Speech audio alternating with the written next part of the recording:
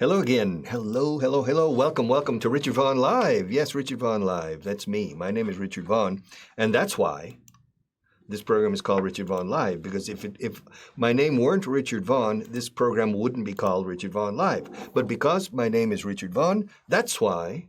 Es por eso por lo que es. That is why. That's why this program is called Richard Vaughan Live. So welcome. Here we are again together. I think this is my third show or my third class. And more people are joining me. My objective is to reach 100 million people. Yes, 100 million people by Christmas time. By Christmas time. Para Navidades. Fijaos, o fíjense que digo by. Yes, by Christmas time, I want to accomplish the grand total of 100 million students in one single class. It's a bit ambitious, don't you think? An ambitious objective, but why not? Aim high. To aim is apuntar. To aim. When you say, preparados, listos, fuego, said, ready, aim, fire. First you have to aim. Some people say ready, fire, aim, but no. Ready, aim, fire. So to aim. My objective, to aim high. Why not? 100 million viewers is a good number. It's a round number. It's an even number. Un número par, 100 millones. Why not? So, welcome again to my third program. And I said, by Christmas. By Christmas. So, by is used in the sense, in this case in Spanish, para Navidades quiero haber alcanzado. I want to have achieved or I want to have reached a grand total of 100 million viewers. A bit ambitious, yes. Why not? Yeah, shoot high, aim high. By, for example, if I say to you, quiero el informe el miércoles. Ni el martes ni el jueves, pero el miércoles. Deme el informe el miércoles. I want the report for Wednesday, or I want the report on Wednesday. Excuse me, boss. When do you want the report? Let's see. I want the report for Wednesday. Now, I want the report by Wednesday. Means para el miércoles como más tarde. That means if you can give it to me on Tuesday, so much the better. If you can give it to me on Monday, even better. But I want it by Wednesday. So when you talk about plazos, fechas tope, deadlines, we use by. For example, I say, como fecha tope, quiero tener 100 millones de estudiantes, alumnos, para Navidades. I want to have 100 million students following this show by Christmas time. Why not? We're in September now. Why not?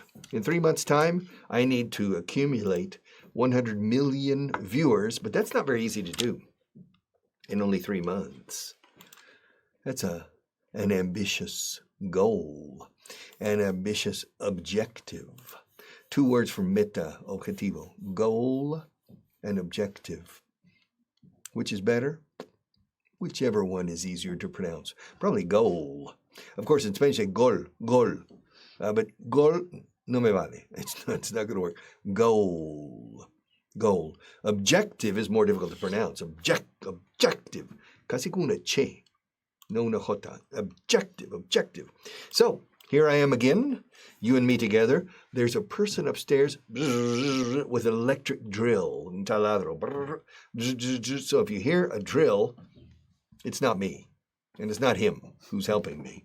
It's some fellow upstairs who has a hobby of drilling holes. Yeah, he's a hole driller, su taladrador de agujeros. Okay, so I have people who are already writing in. Francisco Javier, how are you today? Te quería preguntar algo, solo algo, only something, only one thing. Okay. ¿Cuál es la frase correcta? I wish I was there. I wish I were there. I wish I were. I wish I were. Now, ojo. I wish I was is totally incorrect grammatically, but 90% of the people use it half the time.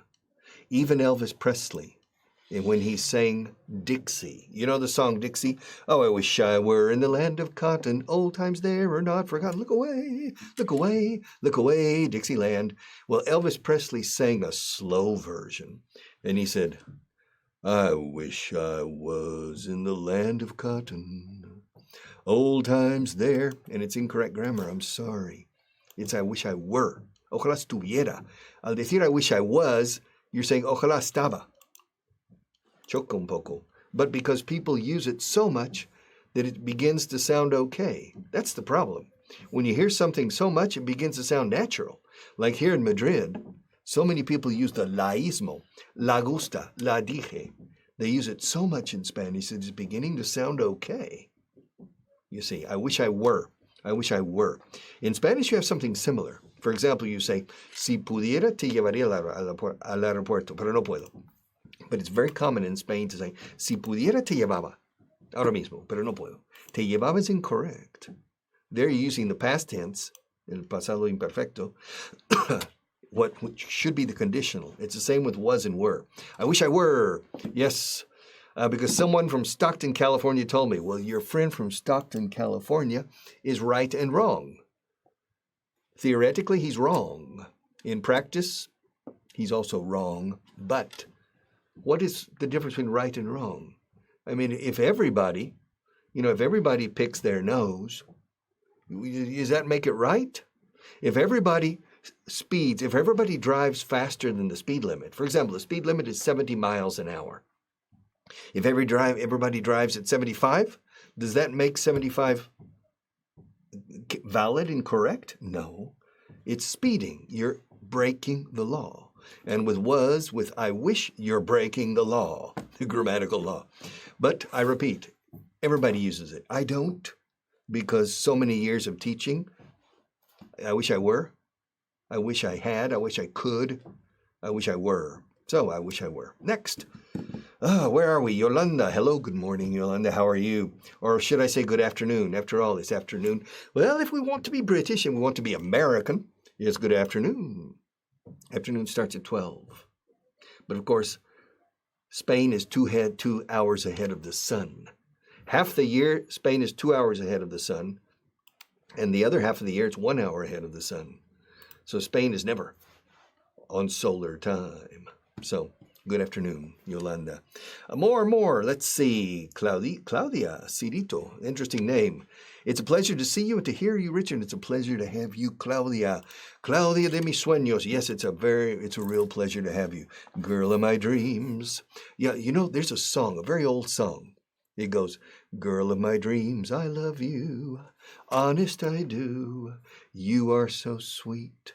And after all said and done, there's only one. Girl of my dreams, it's you. Now, I had a little piano at home when my daughter was 3 or 4 years old. And I played the piano and sang songs to her. And I played that song. And I taught her to sing it with me. And then I started changing the words. Instead of dreams, I said nightmares. Girl of my nightmares. And my daughter said, no, Papa, dreams. She took it seriously. I said, of course, dreams. Girl of my dreams, I hate you. Que no, Papa, hate, no, love. Girl of my dreams, I love you. Honest, I don't. Que Papa, honest, I do. And so, la hacía rabiar. So she was getting exasperated with me because I was changing the words. And that's similar to when little children, when you tell them stories. Once upon a time, there was a little girl by the name of Little Red Riding Hood, and she wanted to go through the forest to visit her uncle. No, Papa, her grandmother, of course. And as she was going through the forest, she ran into a bear. Daddy, a bear? No, a wolf. And you can tell that's, and they will defend a capa espada. I mean, they will defend with all their might the correct story. And so you can play with them, and especially if you're teaching them English at the same time. More stuff. So, Claudia, it's a pleasure. Francisco Javier again, eh? All right. She's a native from Stockton, California. She told me this. I wish I was there to be with you. Thank you very much. She's 71 years old. Nunca es tarde si la dicha es buena. No, never too old. Well, tell her that it's incorrect grammar. I wish I was. I wish I was sounds like Bob Dylan or sounds country folk music. I wish I was younger. I wish I were. I wish I were. More stuff, more stuff. This post made me feel as if I were there in the room. Were again. Come on, Francisco Javier, Don Francisco. This post made me feel as if I were. Como si yo estuviera, no como si yo estaba. I was as yo estaba, o yo era, o yo fui, o yo, it's whatever. I wish I were. Como si yo estuviera en la habitación contigo. Yes. 26 million. January 26th. 1911 was my father's birthday. Wow. Your father's birthday was in, you mean the day he was born, I think. The 26th of May or March, 1911. La M? What does the M stand for? Yes, January 26th. I think he made a mistake with the TH. 1911 was your father's birth date. Birth date, not birthday. Birthday is el cumpleaños cada año que uno cumple. That's the birthday. Happy birthday to you. You live in a zoo. You look like a monkey and you act like one too. All right, there are many versions of that song. Happy birthday. I remember one student who could not say birthday, and he always said happy birthday. O sea, feliz día de pájaro. Happy birthday. Okay. Happy birthday. Birthday is cumpleaños. Birth, date, date, is día de nacimiento. So your father's birth date, I think, was on January 26th, 1911. That's 108 years ago. 108 and a half years ago. Long time. Yeah, is your father still alive? All right. You see? Where are we now? Maricruz. Maricruz. How are you? Hello, Richard from Marbella, from Marbella. Beautiful Marbella. The first time I passed through Marbella, I was hitchhiking with an American girl together. And we were going to Motril. Well, we were going to Malaga. And we passed through Marbella. At that time, Marbella was about 1/10 the size now, because this was in March 1973. Long, long time ago, I can still remember the day I passed through Marbella. Yes. And we continued, and we passed through Malaga, and we went to Motril. And in Motril, we stopped. The truck driver, he was driving a truck. He dropped us off. He let us off in Motril, and we were hungry, and we went to a restaurant to have lunch. And in the restaurant, it was a menú del día, the typical, but it was a type of menú del día, menu of the day, in which the waiter tells you the plates. You don't have it on a piece of paper. It says, de primero tenemos. Okay, fine. I had no problem understanding the Andalusian accent of this young man, except the third dish, or the third option of the second course. He said, for the first course we have huevos a la flamenca, sopa cuarta de hora, and whatever. And said, for the second course we have filete de vaca, merluza en salsa verde, y pepa. I said, excuse me, the third? Pepa. I said, I don't understand. Yeah. Pepa. I didn't get it. Well, I don't understand. He wrote it. Pez espada. Pepa. Pepa. Pepa. Pepa. And so that was my crude introduction to Andalusian Spanish, etc. But that's life when you learn languages. You have to understand people in London, in Glasgow, in Chicago, in Melbourne, and even in Waxahachie, Texas, or Corsicana, Texas. Yes, sir. Have you ever been to Corsicana? Have you ever been to Waxahachie? I remember once, many, many years ago, my father and I were driving in Texas, and there was a lady on the radio talking about the, what do you call it? The French Foreign Legion, Los Legionarios Franceses, the French Foreign Legion, and they were fighting in Algeria, and then they were sent back to Corsica. The Legion went from Algeria to Corsica. But this Texas girl on the radio said, they were sent back to Corsicana. Instead, she made a mistake and said Corsicana, which is a small town in Texas, not too far from Dallas. All right, where are we? Maricruz, hello from Marbella. Mariela, nice name, Mariela. Hello, Richard from Caguazu. Probably, it's double A. Caguazu, probably. Oh, Caguazu, Paraguay. Paraguay, Uruguay, everybody's a guay. Uruguay, I'm a guay. Paraguay, Paraguay, Capital Asunción. It's interesting. I only know one person from Paraguay. She is Olympic? No, but she's a competitive swimmer. And she went for a swimming competition, a swimming tournament in Mexico, in Acapulco. And a man in Acapulco who was a student of mine here in Spain told me what happened. He saw her on the beach, this beautiful young lady.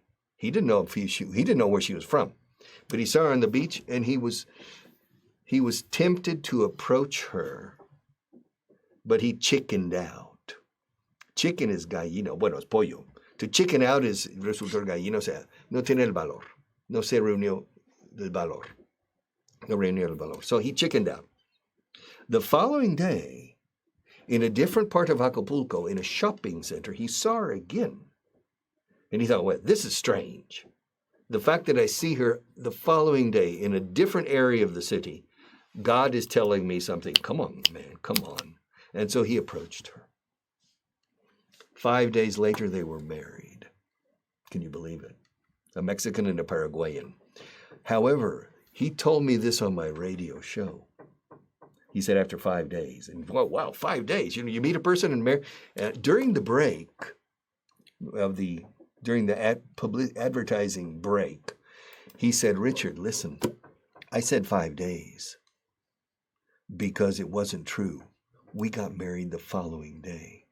But I don't want to say that because people won't believe me. So this fellow and his wife, they met one day and they were married the next. And when I met him, they had 4 children. And it's interesting, they had lived in Wyoming in the United States, in New York City, in Germany, in Italy, and in Spain, and in Paraguay, and Mexico, everywhere. All right, so where are we? I've lost my place. All right. Mexico's Independence Day is el 5 de Mayo, the 5th of May. That's the independence from the French. If you remember, during the American Civil War, from 1861 to 1865, Louis Napoleon, the Emperor of France, whose wife was Spanish, María Eugenia de Montijo. That's it, Eugenia de Montijo. But because the United States was engulfed, qué palabra más rebuscada, bonita, eh? Because the United States was engulfed in a civil war, Louis Napoleon, together with Franz Joseph of the Austro-Hungarian Empire, who was quite young at that time, they got together and their wives, and they decided, hey, let's invade Mexico and create a Mexican empire with French and Austrian troops. And let's choose your brother, Franz Joseph, Maximilian. And so they sent poor Maximilian. The French went in and took Mexico, and for 4 or 5 years or 6 years, they controlled Mexico. But Benito Juárez and the Mexican politicians and revolutionaries won back, defeated Maximilian, shot the poor man in a firing squad. He was a nice guy. It was his brothers and his brother's friend, Luis Napoleon. And that's the Mexican Independence Day, 5 de Mayo. And it's interesting, my son was born on May 5th. And it's the best time in the 5-5. So his date is 5-5-84, which is fantastic because in the United States, we put the month first and then the day and then the year. For example, my birthday in the United States is 11-9-51. And in Europe, it's 9-11-51. So I have to remember which side of the Atlantic I'm on. Month, day, year, or day, month, year. But my son has no problem. It's 5-5-84. All right, so where are we? Okay, Anir, I have a question. Is listening all the time and just to your videos sufficient? No, it's necessary to listen to others. You need to go into YouTube and to listen to interviews or to TED Talks. You need to listen to as many interviews as possible, not movies or television series. Interviews or people speaking on YouTube, in which they're speaking 100% of the time. In a movie, which lasts 100 minutes, people are speaking only 15 minutes. So it's a very inefficient listening comprehension exercise. And for other reasons, I don't recommend movies. Go into YouTube. Don't listen to me all the time. It's not enough. You need to listen to people with British accents, Australian accents, Canadian accents, all kinds of different, Scottish, Irish, Midlands, UK, Texas accents, Georgia accents, etc. So you need to expose yourself. 1,000 hours. Sorry. There's no shortcut. No hay ningún atajo. We say in English, corto corte, shortcut. There's no shortcut to understanding except hours and hours of listening or indirect hearing. All right, more. Let's see. Today, the Mexican Independence Day, September 16th. Oh, that's the independence from Spain. All right, with the Padre Cisneros, I can't remember their names. Also known as El Grito. It's the annual celebration to remember and honor the start of the Mexican War for independence against the Spanish, yes. And Mexico more or less gained independence around 1812, although it wasn't officially recognized until 1821 by the Congress of Vienna. All right. Yoru, Haidor, it's an interesting name. I wonder where you're from. What would you recommend students do if they want to improve their speaking skills, but there aren't any natives around to practice? Take sentences. I recommend the following. Now I'm going to self-promotion. El translation booklet de Vaughan. Buy it. It's cheap. Buy it. And you can buy it online. Vaughan translation booklet.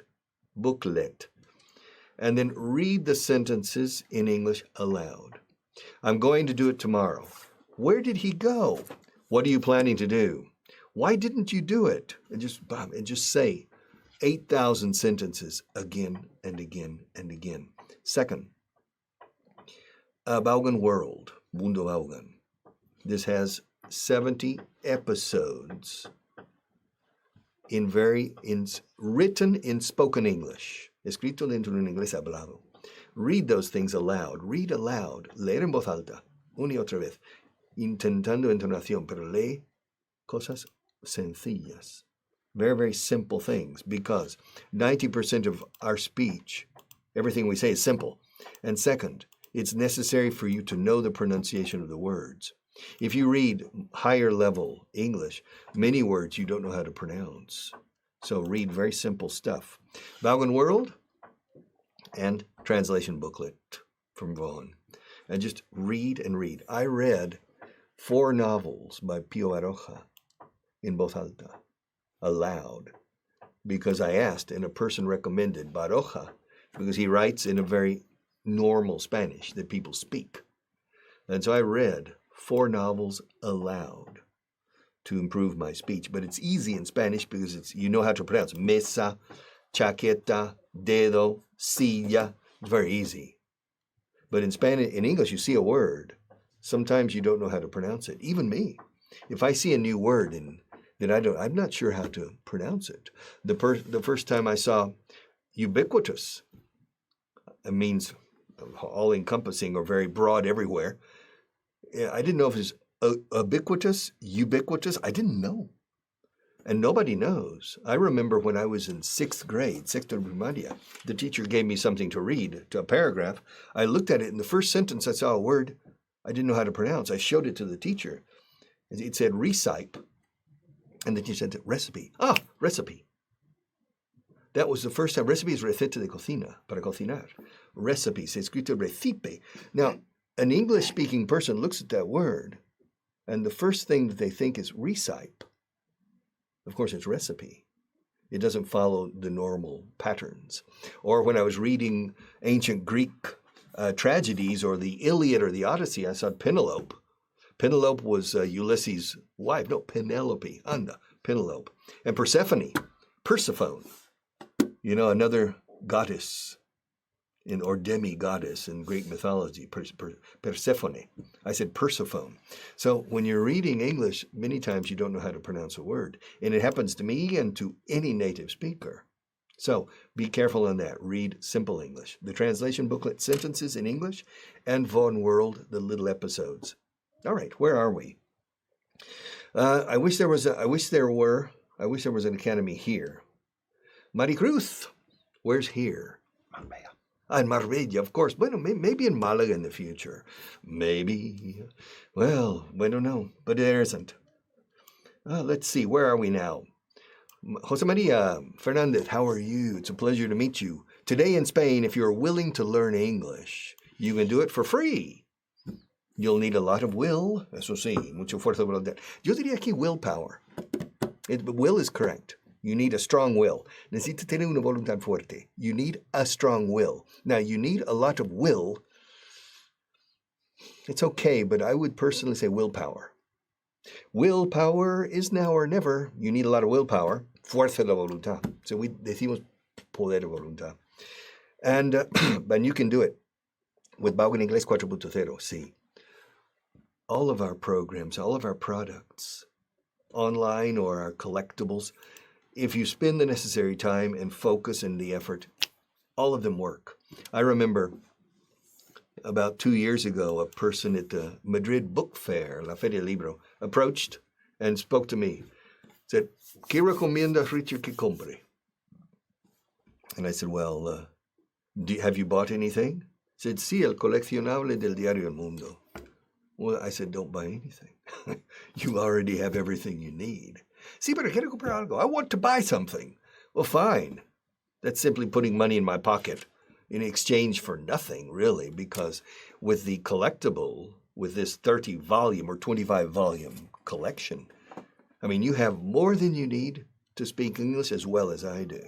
You simply need to apply willpower, focus, perseverance, persistence, drive, desire, a lot of interesting nouns.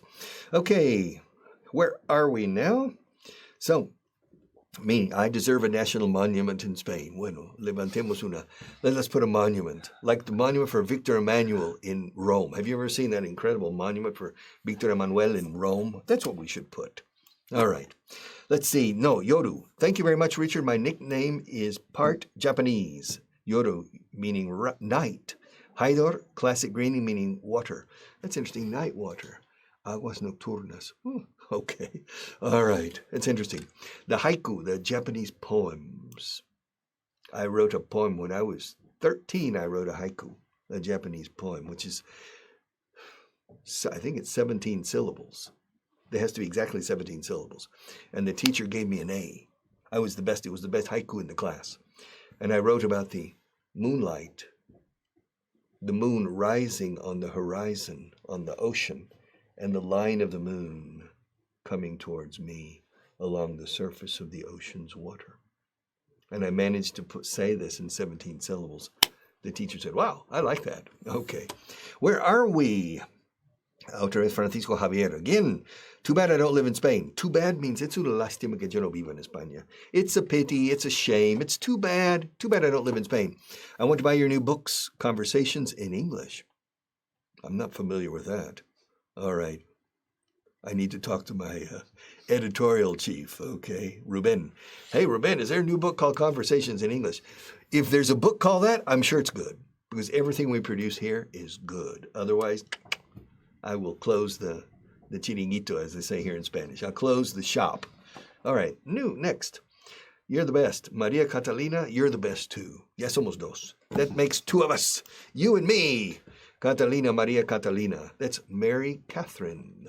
Like Catalina de Aragon, who married, she didn't marry Henry VIII first. She married Prince Arthur. People don't know this. But see, you see, Henry VIII, Enrique VIII, you know the song, I'm Henry VIII, I am. Henry VIII, I am. I got married to the widow next door. She's been married 7 times before, and all her mates were a Henry. She wouldn't take a Willie or a Sam. I'm her 8th old man, I'm Henry. Henry VIII, I am. Second verse, same as the first. And they continue. All right. Henry VIII was the second son of Henry VII. So Henry VIII wasn't in line for the throne. he wasn't the heir, el heredero, heir como aire, suena igual. He wasn't the heir to the throne. His older brother Arthur was the heir to the throne. That was fantastic, because finally we would have a real King Arthur. So, because Ferdinand and Isabella, the Catholic monarchs, para decir los reyes católicos se dicen monarcas. You can't say the Catholic kings, because a king is a man, male, not female. You say the Catholic kings, that means una pareja de hecho homosexual. You can't say that. So you say the Catholic monarchs, los monarcas. Ferdinand and Isabella, they wanted to improve their relations with the English crown. So they negotiated with Henry VII. One of the daughters would marry Prince Arthur. And the youngest daughter, Maria Catalina, was like you, Catalina de Aragon, Catherine of Aragon. And she went and she married Arthur. And during their first year, after about 8 or 9 months, they traveled to Wales on a state visit, and they contracted some strange illness, not pneumonia, but similar, and Arthur died. And Catherine almost died as well, but she survived. 5 years later, she married the younger brother, Henry VIII, and she had one daughter. They had one daughter, and she suffered several miscarriages. A miscarriage is un aborto accidental. That's why we say miscarriage, mal llevanza. To carry is llevar, carriage is llevanza, una mal llevanza. So, porque if you say abortion in English, it means it's provoked. Abortions are negative. Miscarriages are accidental. And so she suffered several miscarriages. And the only successful birth was the future Queen Mary, which we call Bloody Mary. And there's a drink of vodka with tomato juice. It's called a Bloody Mary. And it's named after Maria la Sanguinaria. Yes, she's the granddaughter of Ferdinand and Isabella. And the reason she was called Bloody Mary is because she tried to reinstate the Catholic faith after Henry VIII and his son Edward VI tried to eliminate it completely in favor of the Church of England. And when she came back in, because she's the granddaughter of the Catholic monarchs and the daughter of Catherine of Aragon, she tried to reinstate the Catholic faith in Great Britain at the point of a sword. And the point of the sword is the only thing that Maria understood. Yes, that's from a song called Liberty Valance, because the point of a gun is the only thing that liberty understood. Okay, but let's go on. Okay, Jesus Daniel, how are you? JD English, JD, ¿qué significa? Jesus Daniel. Jesus Daniel, JD. English learning from Colombia. What part of Colombia? Are you from Bogotá, Bucaramanga, Cali, Medellín, Barranquilla, or Cartagena de Indias, or Aracataca, the home of Garcia Marquez? Thanks for your passion for... I don't have passion for teaching. Teaching, I don't have a passion for teaching. I have a conviction for the way it should be done. But my God, I would rather be home playing solitaire on my computer. I would rather be home having a wine and a nice meal than sitting here teaching. My God, work. Don't you know the saying? I'd rather play tennis than go to the dentist. I'd rather play herc than go to work. Herc? What's herc? I don't know, but it must be better than work.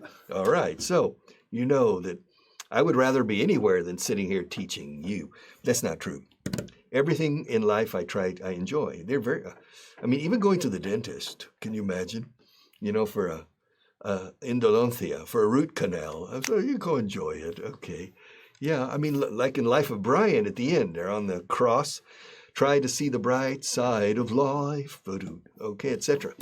No, I enjoy teaching. It's a passion? No, I don't think it's a passion. It's a responsibility.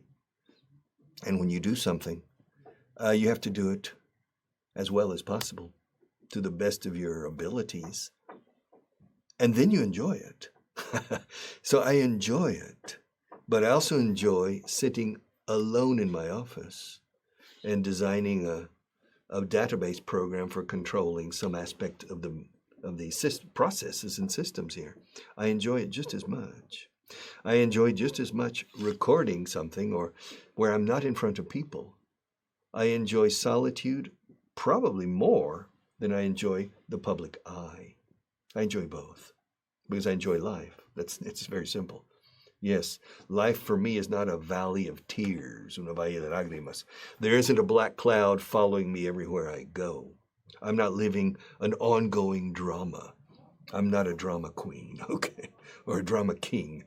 But nevertheless, so it's an attitude. Es una actitud ante la vida. It's an attitude towards life that perhaps you perceive as passion. I don't consider it passion. I just consider I enjoy it, have fun. I'm doing this for me, as much, probably more for me than for you. I do this because I like it, not necessarily because you must improve your English. Next. So thank you very much. Jesus Daniel, I think. You're from Barranquilla.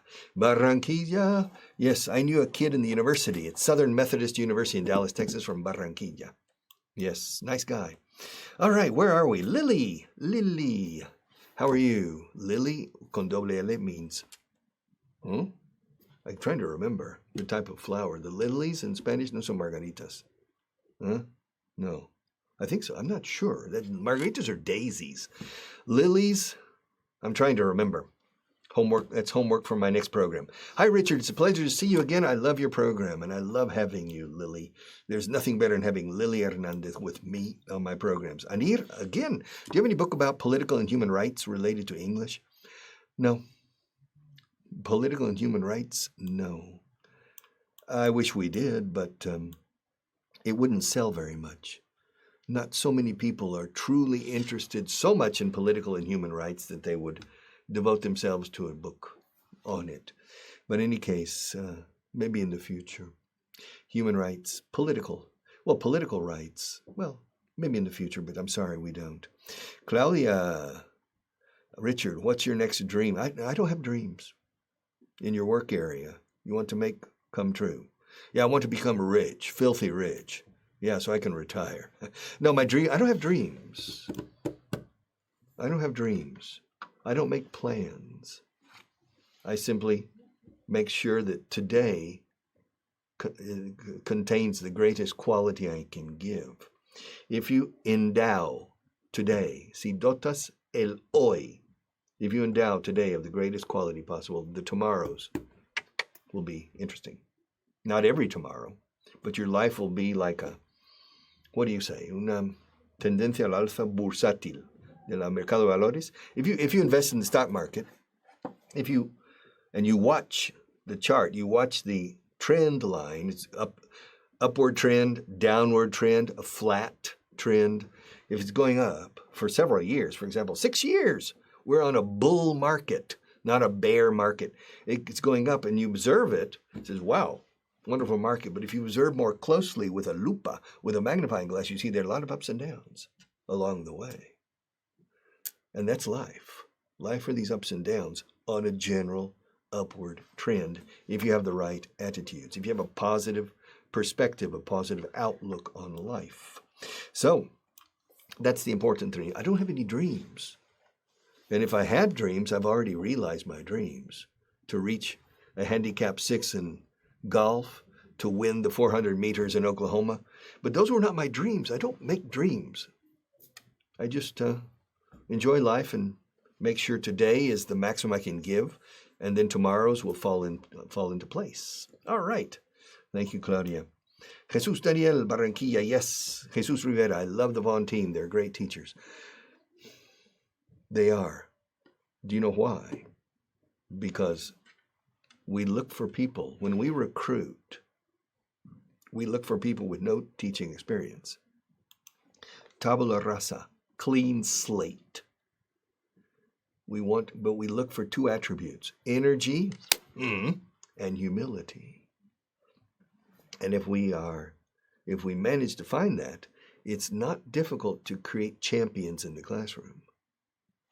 It's that. It's the attitudes. Actitudes con C conducen a aptitudes idóneas con P.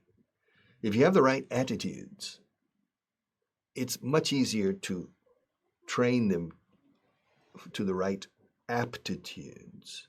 If you don't have the right attitudes, you can train them for 500 years. You cannot raise mediocrity to superiority. if you have mediocrity in the person's psyche and the person's development. You have to find champions in potentia, potential champions. And the potential champions, it's their attitude of hard work, focus, perseverance, etc. Okay, that's the secret. Can you hear? Can you hear it? Yeah. I mean, look, I'm doing this. I deserve a medal. I mean, for teaching English with a drill upstairs. Can you believe it? And this room, this is a television studio, and it has perfect insulation. However, on the other side, they don't have insulation coming down. Insulation, escrito en insulación, because in Spanish you have the word aislamiento. But aislamiento has two words in English, insulation and isolation. Insulation is aislamiento térmico, eléctrico, y sonoro. And, aislamiento sonoro. So it's insulación escrito, repito, insulation. Ahora, aislamiento de estar aislado del mundo del ruido es isolation. If you live on Wake Island in the middle of the Pacific, you suffer severe isolation. Isolation. To be isolated. Wake Island is a very small island in the middle of the Pacific. Very important in the Second World War, by the way. Where are we? Lilium is azucenas, lilies azucenas, of course. Azucena, azucena. That word between the Castilian pronunciation and the Latin American pronunciation is totally different. Azucena, azucena. For example, can you imagine a girl by the name of, because in Spanish there are quite a few girls with the name Azucena or Azucena. Can you imagine she's from Zaragoza? Azucena de Zaragoza. And she canta la zarzuela. Azucena de Zaragoza canta la zarzuela. Oh, it's difficult. It sounds lisping constantly. And to lisp in English is to say the letter S or the soft C, like the ceceo español. For example, Barcelona, or my sister. My sister is 17. My sister is 17. That's to suffer a lisp. It's a speech defect. And when I came to Spain, they say, la ciudad, Barcelona es una ciudad. So, Zaragoza tiene un teatro la zarzuela de Zaragoza, instead of el teatro la zarzuela de Zaragoza. So, but now I've learned to lisp all the time. All right, lilies and lirios. Lirios in Mexico. Thank you very much. Mexico en mayúscula, eh? It was at capital M. Francisco Javier, again, el nombre Lily tan solo es un diminutivo del nombre real de este género de flores, que es lilium. That sounds Latin to me. Lilium. All right, Yolanda, thank you for your positivism.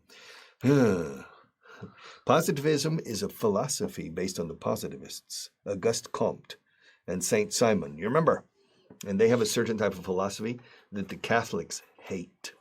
So when you say positivism, probably it's better to say positive attitude. I'm not necessarily a positivist. In fact, I don't think I am. But nevertheless, Francisco Javier, again, he's hogging all the space. Hog, don't be offended. But hog is another word for pig. All right. Especially when you're speaking of the industrial hog. But to hog is acaparar, el tiempo. And it's not because you're hogging, it's because very few people are writing to me. So only you. So, and I'm only kidding. He says, I'm an orchid and wants to change me into a lily. Ver más. Okay, we have to. An orchid is una orquídea. You know, the place, Kathmandu is the capital of Nepal. And that's the place where you can see orchids at the highest altitude in the world. Kathmandu is located about 3,500 meters above sea level. And there you find orchids. It's interesting. It's strange, so high. Why? Because of the wall of the Himalaya protects Kathmandu from the cold winds coming from China, from Tibet, from the Himalaya. And so it's protected. The orchids. And they want to change you into a lily. Yeah, this sounds like a metamorphoses to me. No more questions. My God. Then I have to go back and start talking about what I was originally going to teach. And I've completely forgot. Dice que soy una orquídea y quiere convertirme en una azucena. He says I'm an orchid and wants to change me into a lily. Okay. I prefer orchids. Really, they're very beautiful, very interesting. Orchids. So, roses and orchids and carnations and lilies, a lot of flowers. Although I'm not a flower person, but I like a rose, and I enjoy the rose, and I avoid the thorns. You understand? Las espinas. Some people in life complain about the thorns and never really appreciate the rose. That's an attitude towards life. It's a negativist's attitude towards life. You give them a rose and they complain about the thorns. You give another person a rose and maybe they even hurt their finger, but it doesn't matter. They enjoy the rose. They enjoy life, despite the pain that life can sometimes bring. So, that metaphor of the rose. Do you complain about the thorns? Or do you simply try to avoid them? Not always possible 100% of the time, and to enjoy the rose. Claudia, thank you for your answer, Richard. I agree with you. Everything occurs in the present, but it's useful for me to have a goal to reach without forgetting, without this preposición, gerundio después, what I am living now, sería, no? What are I? I've never seen that in my life. Are I? What I'm living now. Yes. Correct. About your dreams. It's always good to have a dream. Yes.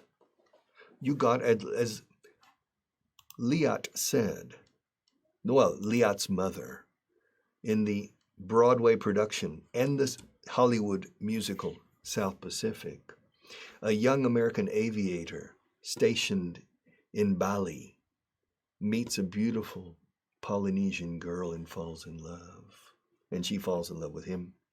But the mother, very wise mother, whose English is not very good, she sings a song. You gotta have a dream. If you don't have a dream, how you gonna have a dream come true? How you gonna have a dream come true? It's true. If you want to have a dream come true, it's interesting in English, un sueño hecho realidad, we say a dream come true. Literalmente, un sueño venido verdad. Curiosa forma de hablar en inglés, pero es así. A dream come true. So if you want to have a dream come true, you have to have a dream. My dreams are very nebulous. It's just to imagine success, to imagine things. But I don't make plans. But don't listen to me. What I do is not necessarily the best. Okay, do what I say, not what I do. I don't plan. There are two expressions. If you want God to laugh at you, tell him your plans. Si quieres que Dios se ríe de ti, cuéntale tus planes de futuro. So, yeah, seguro, sure, good luck. And then there's another thing that I think John Lennon said. I'm not sure. He said that life is what happens to you while you're making other plans. La vida es lo que te pasa a ti mientras estás haciendo otros planes. Life is what happens to you while you're making other plans. And finally, Robert Burns, the Scottish poet from the 18th century. He wrote all the best laid plans of mice and men go awry or go asunder.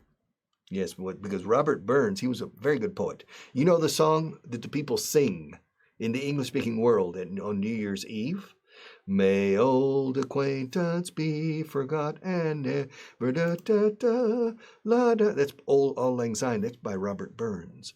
He was plowing his fields, arando sus campos, and he noticed that he destroyed the home of a family of field mice. And they ran away. And he noticed that he had completely destroyed their life, by accident, of course. And he became philosophical and wrote a poem called Of Mice and Men. De los ratones y de los hombres. Y dice, los mejores planes de los ratones y de los hombres se pueden en un tsunami, en una riada, pum, everything. And for the mice as well. All right. But in any case, where are we? So make plans, yes, but remember, make today as good as possible. Claudia. All right. Anir, me again. How was your experience as a manager? I'm still a manager. How is your experience as a manager? What are the most important things to succeed? Good people in whom you can delegate, good people who will pull rabbits out of the hat for you. To sacar las castañas del fuego but to pull rabbits, sacar conejos de la chistera, to pull rabbits out of the hat, good people, and you have to be a good person. You have to get people to want to help you. I spoke about this last week, I think. I said that everything I have achieved in life, I've achieved without any help. It's very strong. Todo lo que he logrado en la vida lo he hecho yo mismo sin ayuda de nadie. Es un poco fuerte, suena fuerte. Por un lado es verdad. Por otro lado, miles me han ayudado. Thousands of people have helped me achieve my objectives in life. Why? Why did they help me? Because they wanted to help me. Why did they want to help me? Because I won their appreciation or admiration, and they were happy to help me. So, who did it, me or them? Did I do it by myself, or did I do it with their help? Both.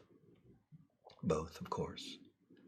If you have the right attitude, the majority of the people appreciate other people who are good and honest and sincere and likable, and they will help you. So and it includes employees, not only people at the bank, people who work in the bank, and they'll grant you a loan more easily if they like you. So you have for a 40-year professional career, with the right attitude, it's impossible to fail. It's impossible to fail over 40 years. You remember, it's like the tendencia bursátil. You remember there are ups and downs along the way, but you'll reach the promised land in the long run, a la larga, if you have the right attitudes towards people, towards yourself, towards work, responsibility, and things like that. For me, it's impossible to fail in the long run. In the short run, ups and downs, of course, but you need to be strong. All right, Ivan, wait. We said Jesus Daniel before that. Guys, technical problems, I guess. I'm not having any technical problems for the moment. Jesus Daniel. Maybe it's on your side. I don't know. Good luck. And Ivan Lopez, when will you come to Bogota, Colombia? Thanks in advance. Just say thank you. I'm not a big fan of thank you in advance. I've never liked that expression personally. It's a bit presumptuous. Presuntuoso. Presume uno que voy a hacer eso que piden, which is fine. But I'd just say thank you. Thanks in advance. Personally, I don't use it. Do you use it? No, I don't use it. Thank you. But it's become popular in the last 40 years. Thank you in advance. And it sounds a bit presumptuous or pretentious to me. Presumptuous. But even, I would love to go to Bogota. I've been there once. 2,700 meters above sea level. The first day. Okay, but I like Bogota very much. A lot of traffic. But what I remember about Bogota is the streets are numbered. Not like in Manhattan, 5th Avenue and 32nd Street. No, it just numbers. Where do you live in Bogota? I live on 714th Street. I live on 321 Street. And that solves several problems. You tell the taxi driver, probably, Street 321. And the taxi driver knows it's in the 300 district. And he knows immediately which direction to go, or the 400 district, the 500 district. And second, you don't have problems changing the names of the streets every 20 years with a change of government. Here in Madrid, there were a lot of streets with the names of generals and captains and colonels who helped Franco win the Spanish Civil War. General Aranaz, General Varela, General Yagüe, etc. And so, boom, they changed them all to people who are in the left wing, people who were in the Communist Party and the anarchists, famous, etc. And then, boom, they changed back. So every time there's a change in the government, right wing, left wing, some of the streets are changed, and it creates a lot of problems for the people living on those streets. For example, we had a problem in Barcelona. Interesting, because now no, but our first office in Barcelona was located on a street in Barcelona named after the father of the Basque independence movement, Sabino Arana. Now, because I'm not Spanish, I'm not going to get involved in whether I sympathize or not with the Basque nationalist movement. But this man, Sabino Arana, is the father of the Basque independence movement or nationalist movement. And so a lot of people, maybe 50% of the population, don't like that name. And we had our school located on that street, and it was negative for some time. It's interesting. So I prefer, like in Bogota, just put numbers, or like in Manhattan, 32nd Street, 42nd Street, and 3rd Avenue, etc. That's much better. More. That's it. I have no more comments. Nobody is interested anymore. But we still have a half an hour left. So, let's go on, shall we? Claudia again. Thank you, Richard. Make it today as soon as possible. Make it today as soon as possible. Do you understand that? Make it today as soon as possible. No. I don't know. What do you mean by that, Claudia? Hazlo hoy lo antes posible. Make it today. Of course, make and do. To do and to make. People say, what's the difference between to make and to do? Well, basically there's an important difference. To make is hacer. To make, en el sentido de elaborar, confeccionar, diseñar, crear, fabricar. That's to make. To do is hacer en el sentido de realizar, llevar a cabo, efectuar. That's to do. So, General Motors makes cars. Mercedes-Benz makes cars. To make plans, confeccionamos los planes y luego llevamos a cabo los planes. We do the actions that are inherent in the plan we have made. So to make. Now, there are certain exceptions, but not many, maybe 10 or 15 exceptions. To make the beds. Hacer la cama. Voy a hacer la cama. To make the bed. We don't say to do the bed. All right. To make the bed. I hate making beds. To do the dishes. Now, to do the dishes is lavar los platos. To wash the dishes in the dishwasher or in the sink. You know that the sink is a pila or el fregadero. The sink. The kitchen sink. And then you have the dishwasher. If it's automatic, you have a dishwasher. You can put the dishes in the dishwasher, close it, push the button, put some detergent, and that's it in the sink. And you do the dishes, but you make the bed. You do the household chores. You do the housework. You do the housework. Don't confuse that with to do the homework. To do your homework is hacer los deberes de colegio. To do the housework is hacer los quehaceres domésticos. To do the housework. I don't mind doing housework, except making beds. I don't know why. I think it's because you do a little here, you need to go around, do here, go back around, keep going around, and so I get irritated. But I don't even mind ironing clothes. Iron is plancha, una plancha, y planchar is iron. Y hierro, el metal, is iron. Pronunciation. Because here in Spain, people say iron, or iron. So no, iron. It's yo gano dinero. I earn money. Iron. Y acentúa la I. Iron. I earn. Iron. Ironing the clothes, because it's spiritual. You know, you have 20 shirts to iron, and you take it with full, as you say in Spanish, con filosofía, and you iron. I'm ironing the shirts. Here, turn it over, iron. It's a pain in the neck, eh? But I don't know why, but making beds for me is worse. Doing the dishes, no problem. I can spend 1 hour doing the dishes. No problem. And I can sweep the floor. I can mop the floor. And I can even clean the windows. But so doing the housework is not bad. I don't mind doing the housework except making beds. So if we live together, you make the beds and I'll do the rest. Okay. Charo, wow. Charo, Rosario, Charo, thanks. Thank you. Thank you, my dear teacher. I really love your classes. Quitas el with porque encima lo has escrito mal. It's W-I-T-H. No W-H-I-T. I really love your classes from Ciudad Real. Okay, from the Royal City in South Central Spain. And so thank you very much, Charo. It's a real pleasure. All right. Ivan, again, what about neuro-linguistic programming for learning English? I don't know. I don't know what neuro-linguistic programming is, to tell you the truth. And I'm supposed to be el guru número uno de España en inglés. I have not seen. The more you study the language learning process, the more time and money you're wasting, in my opinion. You have to go straight for the jugular vein. Indirecto en la jugular.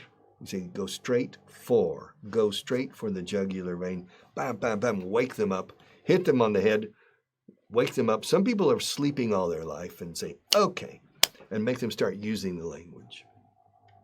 Trying to find ways to program neurologists, they've been trying for years. Learn English while you sleep. I'm still waiting for successful case number 1. Learn English in this revolutionary method, whatever, mil palabras. I'm still waiting for total solution number 1. It's my business, my activity, teaching English and learning English, lends itself to opportunists sin parar. Even very intelligent. Well, they're very intelligent, more intelligent than me. Many of them make more money than I do.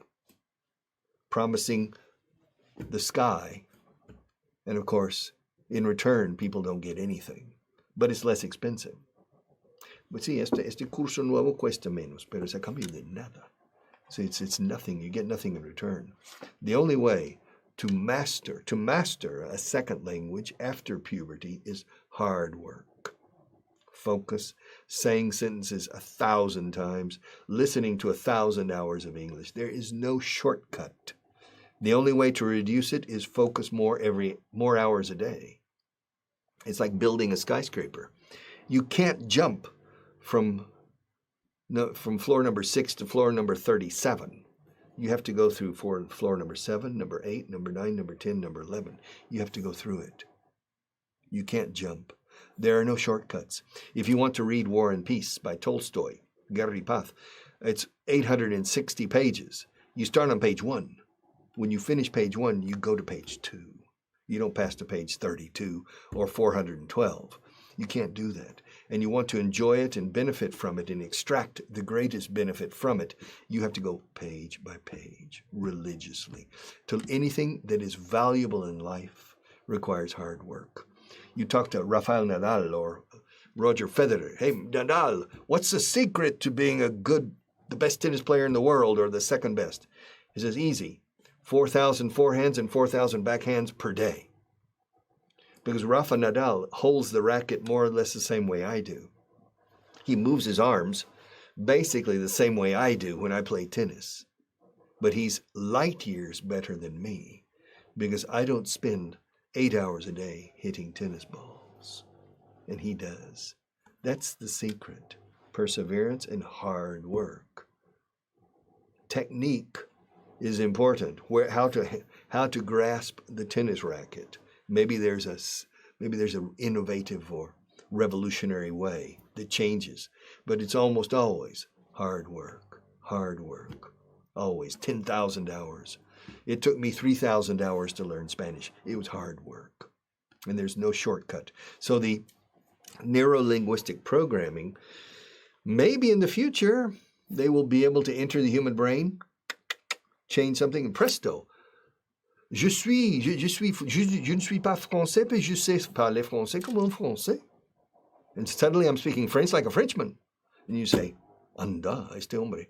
Why? Because the neurologist entered my coco, they penetrated through my skull with a drill, modified a few little things in neural circuits, circuitos neuronas, neural circuits, and boom, I'm trilingual now. A few hours ago, I was I need to recover from the operation. Then I wake up trilingual. Yes, it is interesting. There is a woman in Arizona, Mexican-American woman. This is true. She woke up one morning speaking with a British accent, and it's still a mystery. They're trying to figure out what happened in her brain. And she started talking like this. She started speaking like, well, Sean Connery, no, but she started speaking like, I don't know, like Alec Guinness. Oh, yes. And so, but it's strange. They can't understand why. And she can't move back to the American accent. She's speaking with a British accent, which means we know very little about the human brain. We know very little about the universe. We know very little about the ocean's depths. And we know very little about the human brain, to tell you the truth. Three very interesting universes that require a lot of time, and it's exciting and fascinating what the future holds for us on this. All right, Yoru. Again, Richard, you mentioned your haiku anecdote. Interesting. Concerning literature, could you name one of your two favorite writers you like, American or British? Well, my favorite writers are Russian. My favorite is Dostoevsky, Fyodor Dostoevsky. And my second is Lermontov. Most people don't know him. British, I would say just Charles Dickens as a novelist. We're speaking of novelists, because when you say literature, well, William Shakespeare, of course. Writers, I mean, escritor. Okay, William Shakespeare is a playwright. Playwright is the word dramaturgo, and a poet.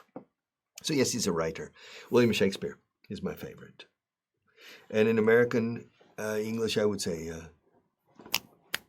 Samuel Clemens. Do you know who Samuel Clemens was? Samuel Clemens was, when he was born in Hannibal, Missouri, Hannibal, Missouri. And when he was about 22, 23, he was a riverboat captain on the Mississippi River, in those old Mississippi riverboats, the Mississippi Queen. And he was piloting. And the Mississippi River is navigable, but it's a bit dangerous because of the different depths, so you need to be careful. It's a complicated job. And a man standing on the bow of the boat, the bow, B-O-W, bow, como hacer reverencia, bow means proa. He was shouting up the instructions because he was measuring the depths. And he was saying, marcar tres metros, marcar tres. And when marcar dos distancias, we say mark twain. Twain means two in English. Twain. And never the twain shall meet. And it said Mark Twain. And this was a very common expression on the riverboat that Samuel Clemens heard. And so when he started writing, he used the pen name Mark Twain. Mark Twain. And I would say Mark Twain is my favorite American writer, although there are a lot that I like very much, and more recent novelists as well. And poets, American poets, I would say Edward Arlington Robinson, whom most people don't know. But probably one of the most highly impacting poems was Richard Cory. Richard Cory. Look it up.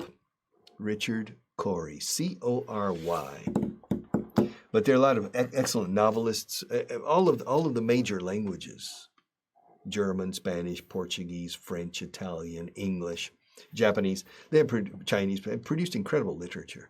So it's very difficult to say who's your favorite writer. But I would say Charles Dickens on novels, Shakespeare as just a prolific creator of poetry and stories. And in the American side, well, there are many. William Faulkner. But my favorite's Mark Twain, I believe. Also, I'm trying to think of some of their names, but Nathaniel Hawthorne. You remember The House of the Seven Gables and The Scarlet Letter. You remember that? More questions. There are no more questions. It's not a very inquisitive group today. So, I'm going to start teaching. How do you say? Y después qué? Y después qué? Y luego después qué? We say and then, and then, and then, and then, and then, and then. Once I took a trip. Well, I've taken many trips. I took a trip from Spain to Israel and back. And I hitchhiked part of the time, on ship part of the time, plane, bus, and train. I covered everything except bicycle. And so, first I went to Barcelona, and then to Genoa, and then to La Spezia, and then to Pisa, and then to Florence, and then to Siena, and then to Assisi, and then to Perugia, and then to Spoleto, and then to Rome, and then to Naples, and then to Sorrento, and then to Salerno, and then to Brindisi, and then to Greece, Igoumenitsu, and then. Así se dice, y después. We say and then. Claudia's back. Yeah. What I wanted to say was something like this. To live the present moment is more important than whatever dream that we can create for the future. Okay. Be careful with your dreams, because if you take them too much to heart, that means internalize them too much in your heart, you can become disappointed if your dream doesn't come true. And so you can feel like you're a failure, and you're not a failure. So how you design and draw your dreams, and how nítidos, or how the resolution of your dream, how high resolution, you're running a stronger risk of becoming disillusioned and disappointed. And so be a little bit careful about your dreams. Allow life to carry you, but impose your will. Impon tu voluntad sobre la vida. Pero deja que la vida como una corriente de agua te lleve, y disfruta of that. And impose your will when opportunity, well, it happens, opportunity passes every day. There are opportunities every day. Normally no, almost always I say yes. I take it. But I'm keeping my eyes open. My radar is open. And so when opportunity passes, boom, I catch it. Sometimes I fail, but many times I don't. You see, and then if you apply hard work and perseverance, usually it's the likelihood that you will succeed is much greater than the likelihood that you won't succeed. So, but you just have to work very, very hard and enjoy it. Also, I chose, starting at age 24, I didn't have any bosses. The last time I had a boss was when I was 23. So basically, in my case, I have forged my own destiny.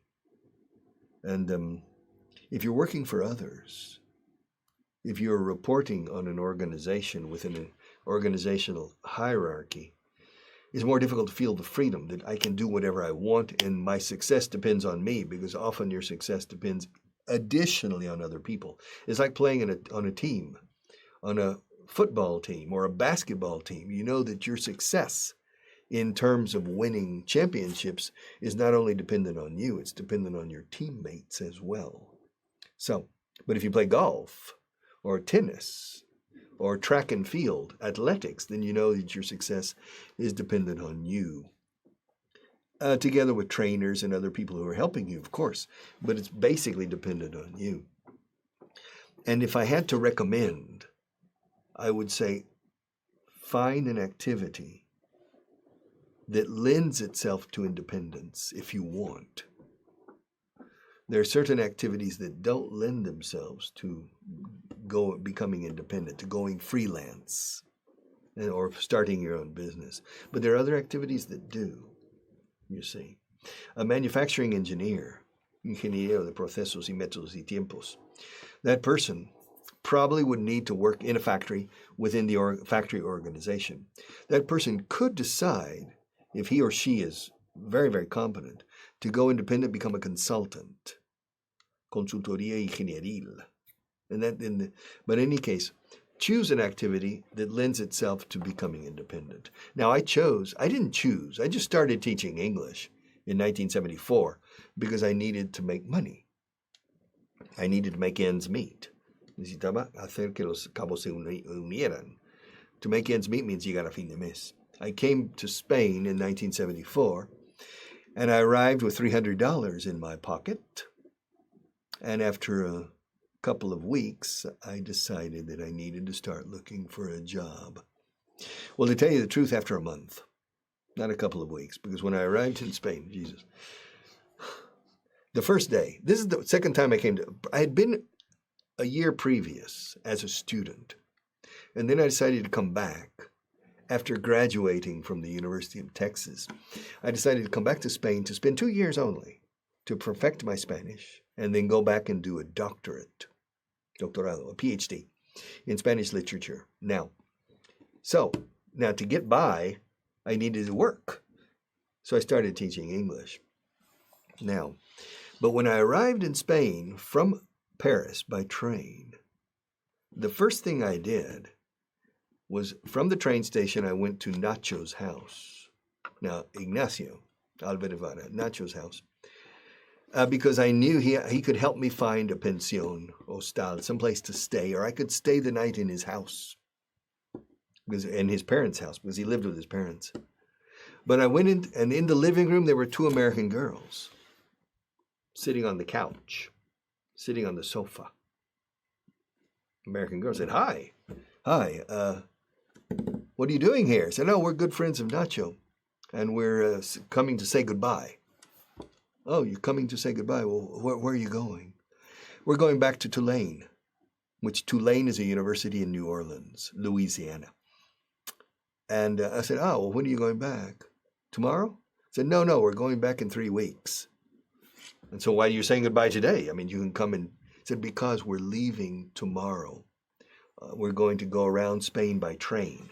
We're going to buy, no bien comprado todavía, what they call a kilométrico, which means a train ticket that has a maximum kilometers that you can travel around the country.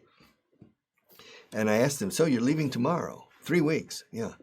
Okay, have you bought the tickets? No. How much are they? And they told me the price of these 2 tickets. And I said,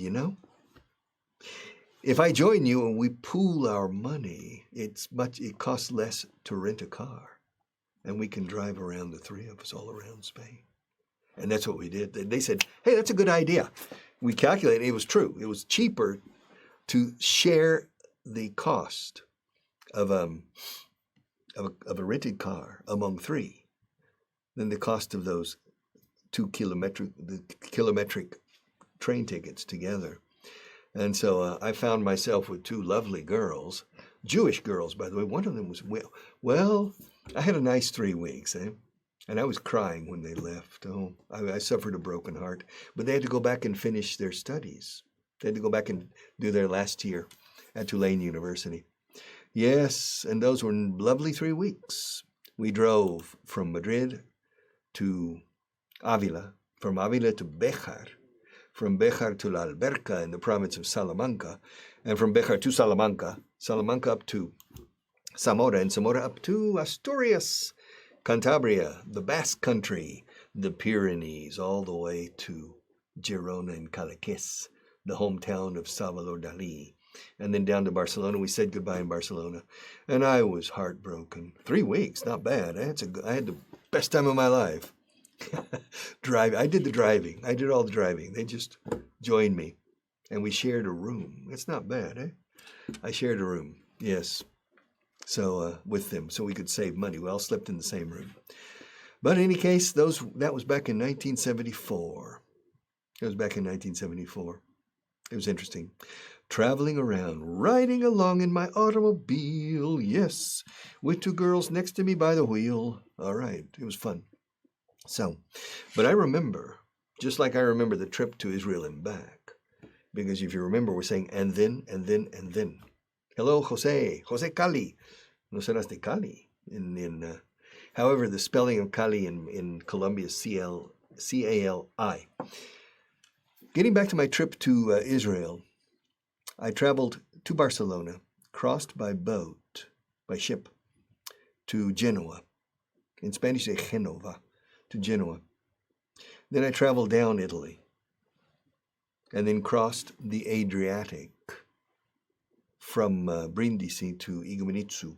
Although that crossing is right where the Adriatic and the Ionian Sea meet. What you call el mar Adriático y el mar Jónico, con J en español, which is the Ionian, con I latina, the Ionian Sea, to Igoumenitsa on the western coast of Greece, just south of the border with Albania. And from there, we took a bus into Ioannina, which you can find in the mountains of west central Greece. And there we met Nick the Greek. Wow. We arrived in Ioannina, and usual we were hungry. So we looked at the restaurants at the menu, trying to figure out which restaurant was probably more reliable or more likely to be good. That's always a problem when you travel this way.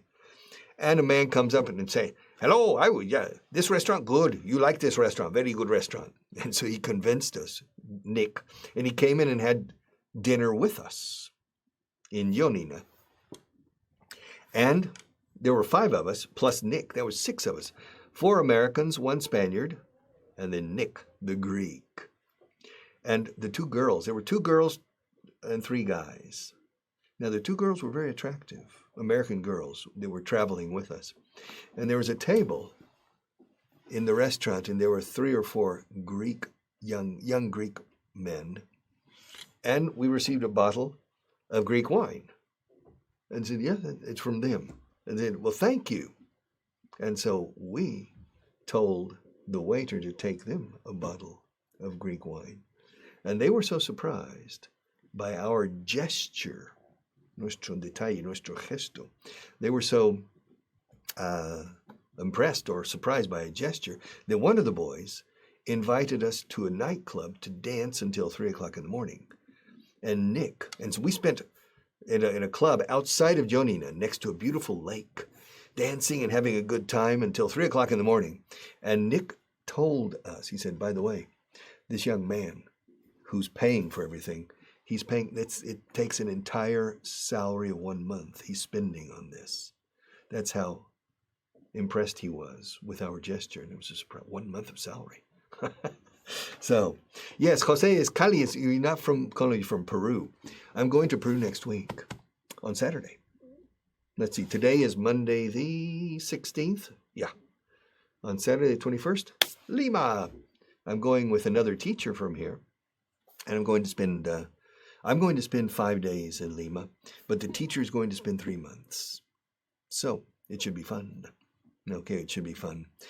So Peru's a very nice country. I've been there. This I think will be my 5th trip. And so I'm looking forward to it. Are you from Lima, or are you from Piura, or from Arequipa, or from, I don't know, Ayacucho, Iquitos? I know a lot of places. Or, of course, I'm forgetting some places. Ica in Peru, Trujillo, and Cajamarca. My God, I'm running out. There are a lot of places in Peru that are nice. Peru is a magical country. It's a magical country, but with the typical necessary problems that need to be solved, social, cultural, economic especially. All right. So, yes, I'm going to Peru. But don't look me up because I don't have time probably. I'm going to be extremely busy. When I go to Peru, they wine and dine me. Me vinean y me dinean. ¿Qué significa? They wine and dine me. Me agasajan. Agasajar. Me agasajan. And in 5 days or 6 days, I will gain 2 or 3 kilos. Why? Because the food is outstanding. It's really, really good. It's a fusion between Oriental, Japanese to a certain extent, and Chinese, and European, and American. So you have a fusion. And they try to create flavors that are just very, very tasty. And so they invite me to lunch. One group invites me to lunch, another group invites me to dinner. And I have dual commitments every day. And then the breakfast in the hotel is, wow, it's a breakfast buffet. It's a wrap. So I eat 3 heavy meals a day. And I come back like a tonel. I come back like this. Hello. And I say, and I'm starting to say, el carro voy a parquear el carro en el parqueadero. Or something. The way they speak there. And el Peru. It's interesting because here in Spain, people say, eres de Peru. But in Peru, it's usually, eres del Peru. So, and here's Diego. Jose, you're from Lima. Well, maybe we'll run into each other. If you see me in the street, you'll recognize me and come up and say hello. When do you rest, Richard? How long? Look, I don't work very much. I'm lazy. Yeah. I get up. I leave home at 7 o'clock in the morning. And I work until 1:30. Then I go home and have lunch. And half the time I stay at home. Yeah, I take it easy. Go to the gym, or maybe I go up to a little recording studio I have, or I play solitaire on the computer. I watch TV, or I take a nap. Yeah, come on. It's just that I have what, 7:30 to 1:30. What is that? 6 hours? Yeah. In 6 hours, you can do a lot, especially if you have good people in your organization, in whom you can delegate. And so you don't need to be here. You ask me what my people are doing. I don't know what they're doing, but whatever it is, it's right. It's the correct thing to do. All right. That's basically, I'm exaggerating a bit. But in any case, no, there are days in which I will work 8 to 10 hours. But I would say no more than 8 days a month that I will work morning and afternoon. For example, when I get back from Peru on the 30th of September, I'll have a very busy day. I'll do 3 hours of radio, an hour and a half here with you, and then I have another hour and a half, what we call the master class, that I will do in, not here this time, in the future it'll be in the Junta Municipal de Retiro del Ayuntamiento de Madrid, in Avenida Ciudad de Barcelona, in case you're listening to me from Madrid. So, yeah, but no, you don't have to. Well, 20, 30, 40 years ago, yeah, I worked probably maximum 10 hours a day, 8 hours a day, 9 hours a day.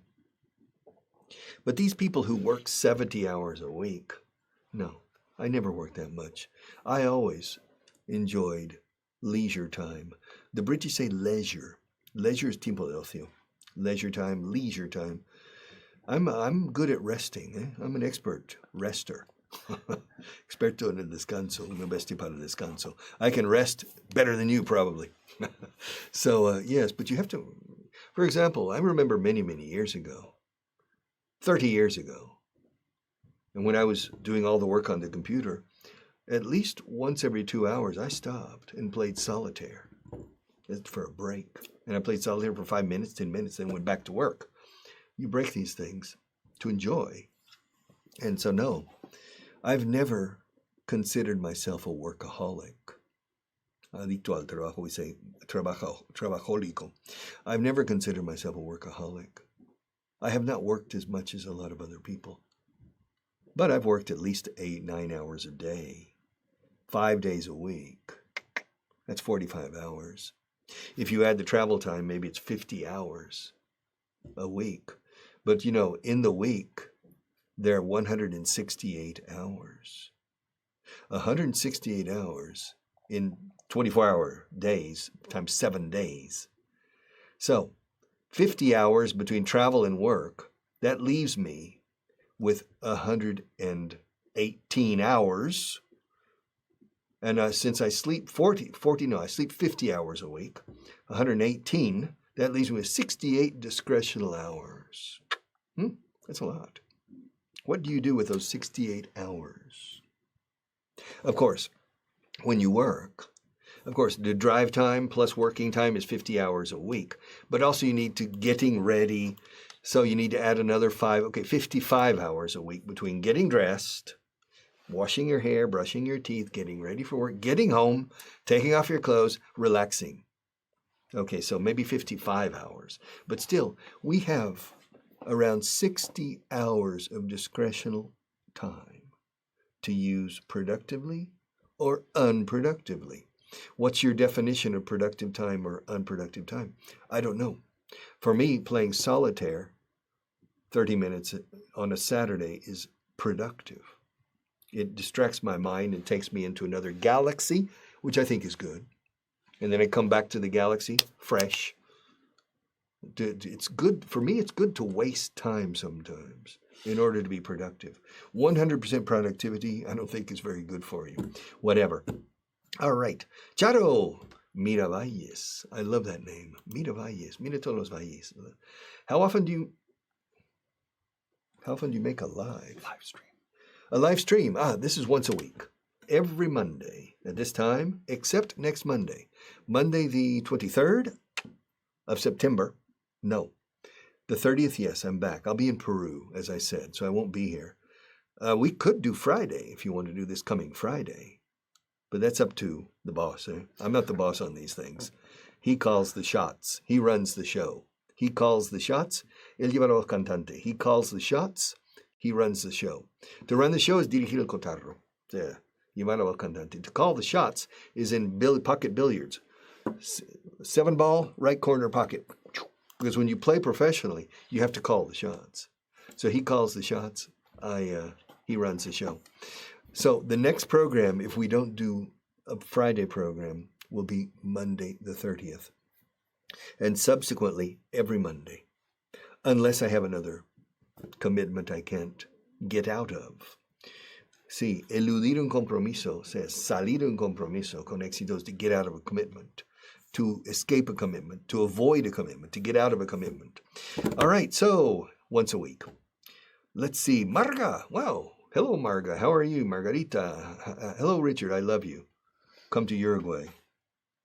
I invite you next January. How's the weather in Uruguay in January? Are you Montevideo? Salta? I can't remember the name of the town. Well, I love all of my students. So thank you very much, Margarita, for your effusive greetings from Uruguay. All right. Where are we? Charo, thank you. And Claudia, thank you for your comments. They're very profound. Your experience in life, or your life experience, usándolo como adjetivo, tu experiencia vital, your life experience, or your experience in life is very valuable. Thank you. Well, I'm old.